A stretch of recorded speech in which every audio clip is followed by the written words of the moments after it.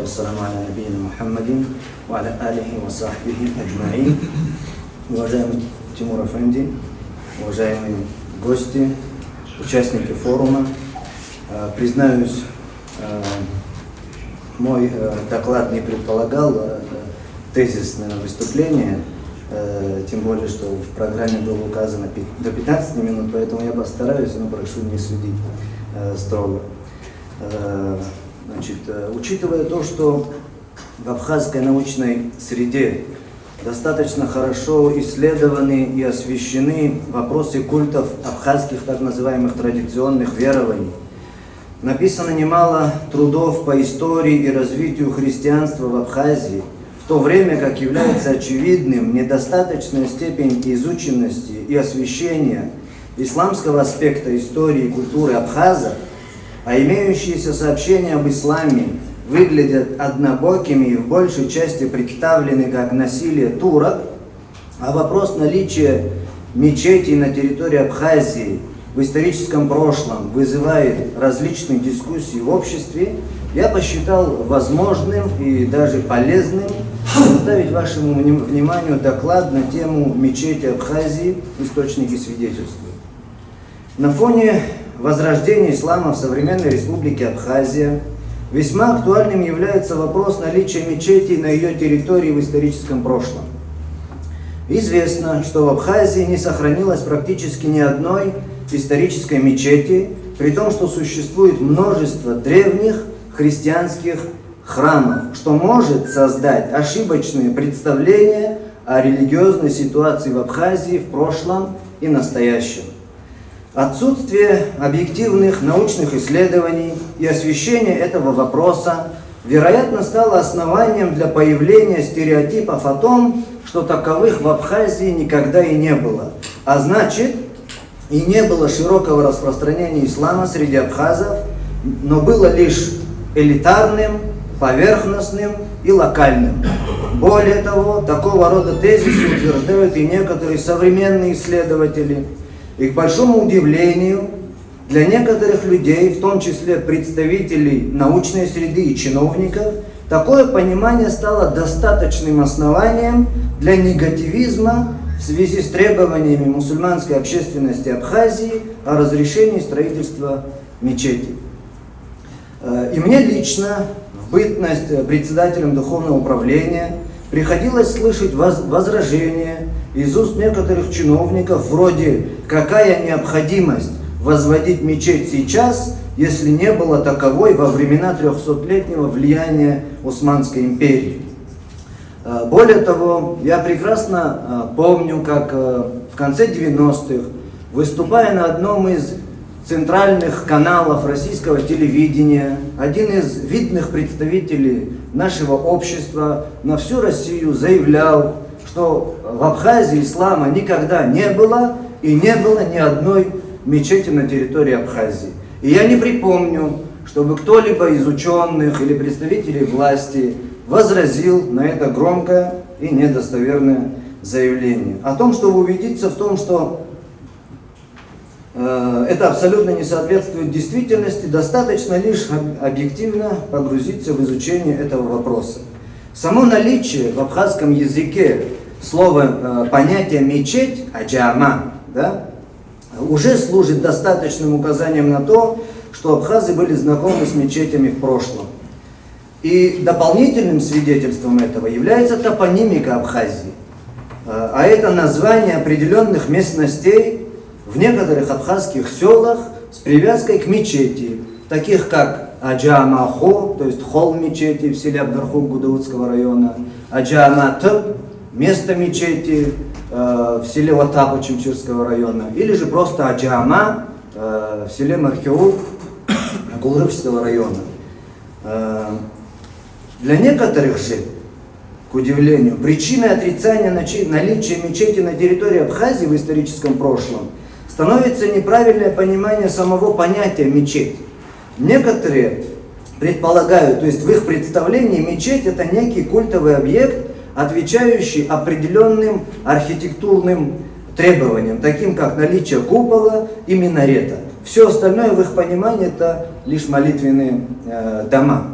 И здесь необходимо сразу пояснить, что мечетью с точки зрения исламского права является любое архитектурное сооружение, помещение, общедоступное место, специально отведенное для совершения ежедневных, коллективных и пятничных и праздничных молитв. Архитектура и вид мечети могут зависеть от многих факторов, различных факторов. Что касается источников, одним из самых ранних источников, подтверждающих наличие у абхазов мечетей, является сочинение турецкого путешественника с 17 века Илья Челеби, книга путешествий. Описывая, его словами, благоустроенное горное село Атма, он сообщает, цитата, здесь мы видели одну мечеть. Повествуя же об одном из абхазских обществ на побережье Черного моря, он пишет, цитата, у них много мечетей и много мусульман с семьями и домочадцами. В другом турецком источнике, в котором повествуется о масштабной реставрации Сухумской крепости в 20-х годах уже 18 века, упоминается наличие в ней мечети с каменным минаретом. А также говорится о том, что из-за большого количества мусульман в городе, в Сухуме, с января 1753 года пятничные и праздничные молитвы теперь совершаются в другой мечети, расположенной за пределами Сухумской крепости, которая была преобразована в соборную с разрешения султана Махмуда I. Об ориентировочном месте расположения этой мечети мы можем узнать из другого исторического документа 1807 года с описанием Сухумской крепости, в которой говорится, цитата, «От остовых, то есть восточных ворот, начинается Фарштадт. Первая, вероятно, линия, да, сделанная каменная возвышенность, вторая мечеть и дома Фарштадта». В этом же документе упомянуты мечети внутри крепости. Эти мечети упоминает и французский путешественник Пейсанель в середине 18 века. Он пишет, в Сухуме есть 2 мечети, баня и числится около 3000 жителей. Далее, из документа, хранящегося в Османском архивном отделе Государственного архива при президенте Республики Турция, датируемого 1815 годом, мы узнаем, что в селе Нейдал, это высокогорное село в Абхазии, одна из мечетей приобрела статус джами, то есть соборной, и хатибом мечети при этом был назначен некий Али Халифа. Упоминание некоторых мечетей Абхазии мы находим и в записках французского путешественника Поля Гибаля, побывавшего здесь в 1818-19 годах. Описывая селение Келасур, восточнее Сухума, он сообщает о расположении мечети напротив дома Гасанбея. Уже позднее, в 1862 году, мы находим ее упоминание с уже, цитата, покривившимся минаретом к тому времени, в походном дневнике Смоленского. Также в Сухуме внимание Гибаля привлекает весьма изящная мечеть, это цитата. Его внимание привлекает весьма изящная мечеть. Вероятно, речь идет о мечети, расположенной внутри крепости, которая вскоре после этого была разрушена, так как уже в 1836 году российский государственный и общественный деятель Сафонов писал, цитата, «Внутри крепости нет почти никаких строений, а деревянная русская церковь сложена из развалин старой мечети». О функционировании деревянных мечетей еще с конца 18-го, первой половины 19 века в селах Мерхиул, Мачара, с упоминанием фамильных родов, которым принадлежали эти мечети, повествуется и в исследовании доктора исторических наук Маан, Тулрыбский район Абхазии, история и этнография. Имеются также сообщения о существовании мечети в указанный период в селе Бармыш Гудаутского района. Также в перечень охраняемых объектов историко-культурного наследия Республики Абхазия входит мечеть 18 года в селе Планур Гудаутского района. Упоминание мечети в селе Мгудзер Гудаутского района, основанной в период османского господства в регионе, мы также обнаруживаем в полевых записках советского и российского ученого, этнографа Галины Старовойтовой. Вопрос наличия мечети в Абхазии находит отражение и в художественной литературе, в частности в повести «Соколиные гнезда» Немировича Данченко, в которой он описывает разрушенную мечеть минареты, купол после махаджирства, после переселения абхазов в Турцию. Также в романе абхазского писателя, кандидата филологических наук Баграта Шинкуба «Рассеченный камень» упоминается действующая мечеть в селе Мук Очимчирского района. Далее, источники свидетельствуют, что в XIX веке, несмотря на массовый исход абхазов-мусульман в Османскую Турцию, в результате русско-кавказских и русско-турецких войн, а также политику христианизации Абхазии, во многих абхазских селениях в разное время легально и нелегально продолжали функционировать мечети и молельные дома. Некоторые князья и дворяне выстраивали на свои средства собственные родовые мечети. К примеру, абхазский исследователь, историк, этнограф Шалвай Налыпа в своей монографии «Абхазы» пишет, цитата, «В горных и предгорных селениях и обществах преобладание получило мусульманство. В некоторых из них, например, Абгархоп, Аца, Ланурхоч, Лоуч, Гярда, Дал, Амзара и другие, были построены маленькие деревянные мечети, в которых по пятницам происходили публичные молитвы. Некоторые феодалы, ревностные в мусульманстве, имели отдельно свои мечети, как, например, Маан Кац, который, по словам старых жителей, выстроил себе молитвенный дом в городе Гудаута. Далее. В одном из архивных документов 1860 года, значит, говорится, что в Гудаутах имеется одна школа, где до 40 учеников и один молитвенный дом. Мечеть с деревянным минаретом в Гудауте в 1871 году упоминает Смоленский в своих записках «Воспоминания кавказца» из записок Юнкера. Далее, мечеть в Очимчире в 60-е и 70-е годы XIX века фигурирует в отчетах Общества восстановления православного христианства на Кавказе за 1868 год.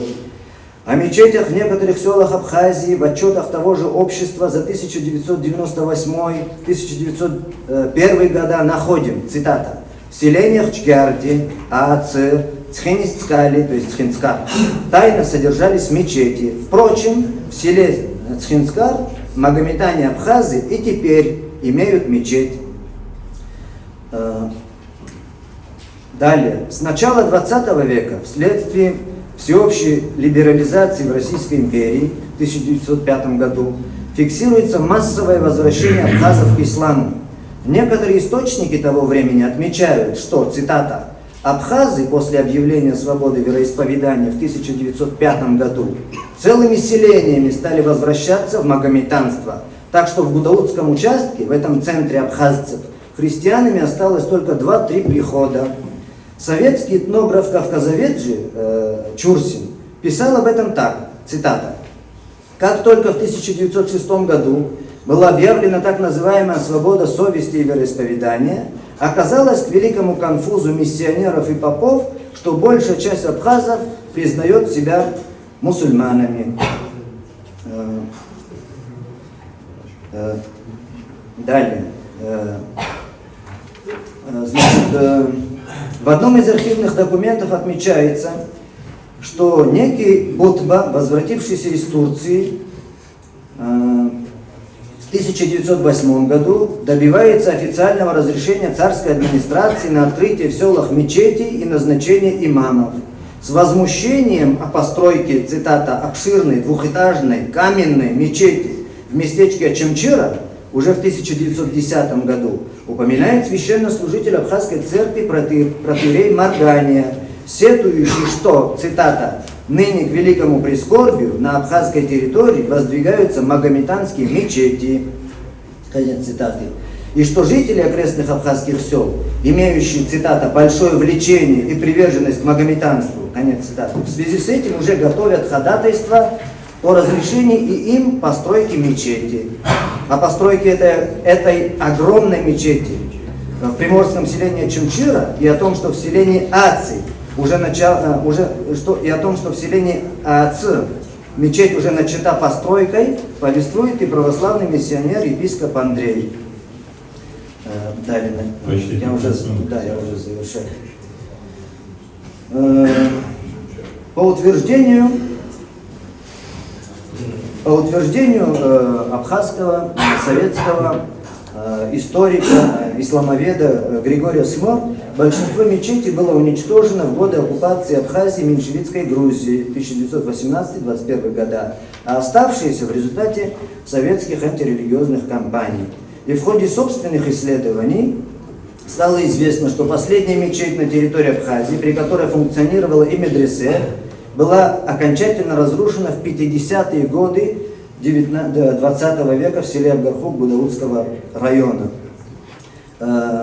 Также, описывая свое родовое селение Эшера в 1965 году, первый президент Республики Абхазия Владислав Ардзенба, доктор исторических наук, отмечал, что, цитата, «ныне, недовольствуясь отсутствием специального помещения для моления, сельчане приняли решение о постройке большой мечети размером 30 на 15. За строительство взялся ныне здравствующий Дагир Хибба».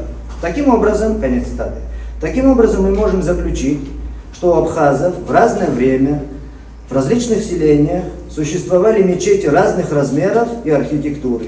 И очевидно, что в большинстве случаев это были огромные скромные деревянные строения, иногда частные жилые дома, но встречались, как мы смогли убедиться, и более основательные каменные здания с куполами и минаретами.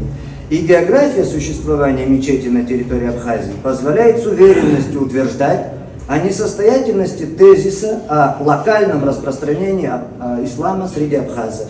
И на наш взгляд, совершенно справедливым является утверждение ранее упомянутого Григория Смор о том, что, цитата, «накануне свержения царизма наиболее распространенной религией у абхазов оставался ислам, и в список, в кавычках, зараженных мусульманством были занесены почти все села с абхазским населением». Благодарю. Спасибо большое.